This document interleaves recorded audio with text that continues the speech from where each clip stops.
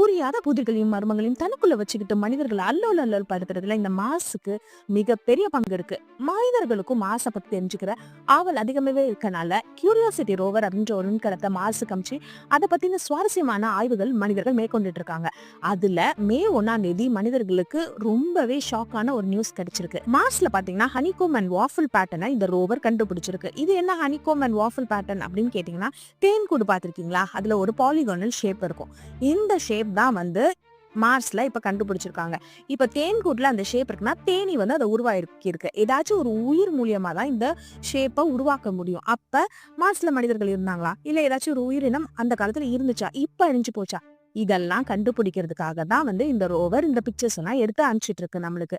இத வந்து எப்படி இந்த பிக்சர் எல்லாம் எடுக்கிறாங்க அப்படின்னா, எக்ஸ்ரே ஸ்பெக்ட்ரோமீட்டர் APXS அப்படின்ற லென்ஸை யூஸ் பண்ணி தான் பிக்சர்ஸ் எடுக்கிறாங்க. இதுக்கு இன்னொரு பேர் இருக்கு, மெஹ்லி.